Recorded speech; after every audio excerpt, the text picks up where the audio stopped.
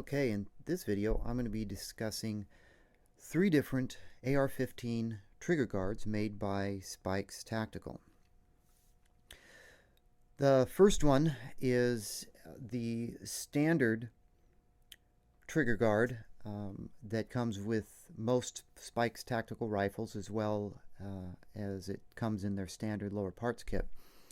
Now, this is also more or less the same type of trigger guard that comes in most other manufacturers' kits as well, and on many other rifles. You can see that it's just a flat aluminum style trigger guard, and on one end there's a spring-loaded pin and then a roll pin that needs to be hammered in. So that's the first one. The second item is the Gen 1 enhanced aluminum trigger guard made by Spikes. That would be this one. This one has been sold for many years, and it is very nice trigger guard, made out of aluminum with the Spikes Spider logo on it. Installation requires a roll pin, and then there's a set screw. And you can see that this one is substantially enhanced over the standard trigger guard. Now, the reasoning behind that is if you've got large fingers, or if you're a shooter that wears gloves, or if you're shooting in cold weather and you've got heavy gloves on, using this type of a trigger guard can cause problems with getting your finger into the trigger, and that's where one of these comes in place. And you can see this curvature down at the bottom gives you more room for larger fingers or fingers with gloves on. Now, the last one here is the Gen 2 Spikes Tactical aluminum trigger guard, and you can see that the logo is a little bit different down here. It's not quite as pronounced, and the shape is a little bit different.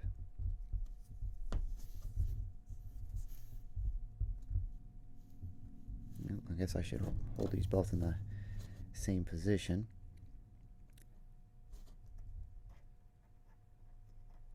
From what I can see, one is not more curved than the other. I think they're both going to provide you the same amount of finger room when installed. The cut of it is a little bit different. You can see on this Gen 2 right here, there's a channel cut in the bottom. I don't know what the channel is for. You'll also see on this Gen 2, the Gen 2 now has a spring-loaded pin here, and there's another pin that gets hammered in. And this actually comes installed, and although you probably cannot make this out, there's a indentation in the center of this pin, so it's kind of resembles a hammer or a trigger pin. And when you go to install this, you hammer this in, and there's a small little pin, which you probably can't see either, but there's a small little pin inside of here, and it'll snap into place so it won't walk its way out.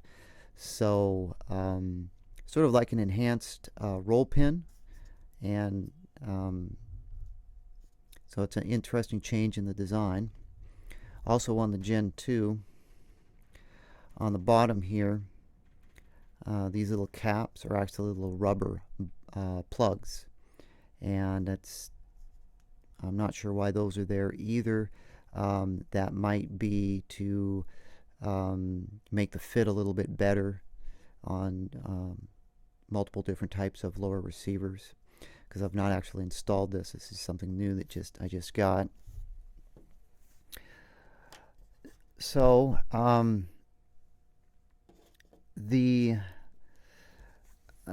used the let's see, what can I say? I've used the Gen 1 trigger guards quite a bit. These aluminum enhanced winter trigger guards without issue. Again, it's a little bit more involved installing one of these because you've got to hammer in a roll pin, so you need a roll pin punch or a roll pin starter, and then you'll need a hex key, which I believe, if I remember correctly, it's a 1/16 hex key to install the set screw. I have had these set screws loosen up on me and kind of back out. Normally when I'm installing one of these, I will put some blue Loctite on this set screw, and that takes care of that problem. The standard trigger guard, that uses the same type of roll pin, so you need the same type of tool. You need to hammer that into place. Now the Gen 2 here, because one end is spring loaded, obviously, right there, that's spring loaded, and this pin, well, I'm not sure exactly what tool that would be best utilized to install. It looks like the same type of roll pin punch. Roughly the same size, so if you've already got a roll pin punch that's suitable for doing these roll pins on these trigger guards, that same roll pin punch will work. So there's the change. I believe it's also a little bit more money than the Gen 1. The Gen 1 was about $16-17, and this one's like $22-23, something like that. So I'm not sure if the Gen 1 winter trigger guard is going to be available for much longer. My distributors seem to all be carrying the Gen 2. So let me get this kind of moved out of the way here for a moment.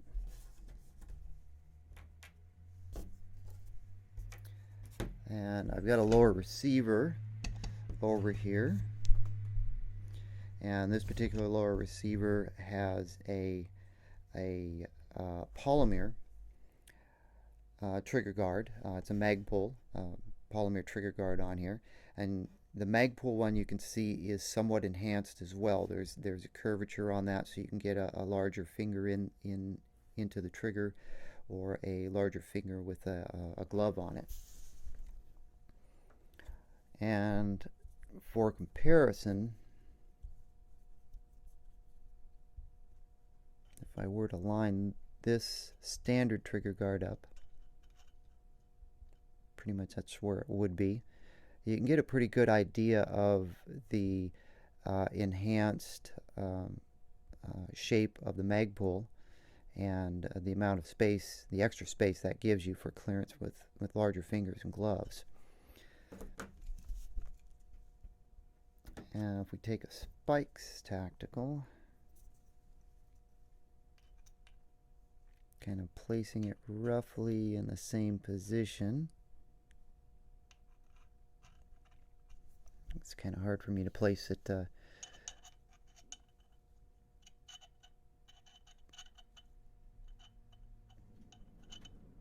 it looks to me like the Spikes Tactical, comparing it to the Magpul, it's roughly the same shape. I don't think the Spikes or the Magpul is going to give you more glove room, from what I can tell here. I don't normally wear heavy gloves when I'm shooting. I wear light gloves, so whether I'm shooting with this Magpul trigger guard or I'm shooting with the Spikes Tactical aluminum trigger guard, I don't really notice any difference.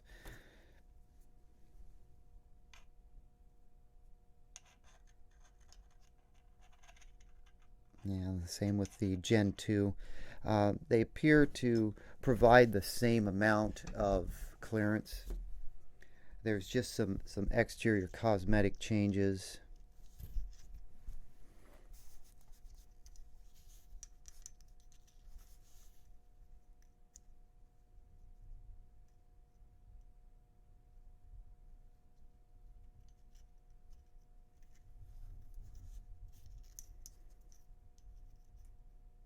Again, it's both of these are high quality, lightweight aluminum trigger guards.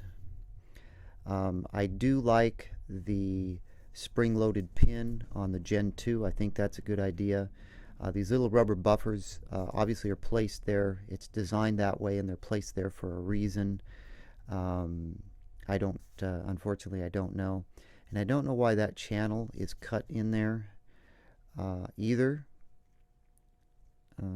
Unfortunately, these are so new that there isn't a lot of information floating around about them. So if anybody knows why Spikes decided to have this channel cut into this lower trigger guard, if you are more informed than I am, feel free to leave me a comment and let me know why that's there, or why these little rubber bumpers are on the Gen 2. I've never noticed any type of rattling or fitment issues with the Gen 1, so but there's got to be a logical reason that they would engineer these and install these little rubber bumpers on the Gen 2 trigger guard. So that's just a quick A/B comparison of the two Spikes Tactical winter trigger guards in comparison to the standard Spikes Tactical trigger guard, just to give you an idea of the general differences.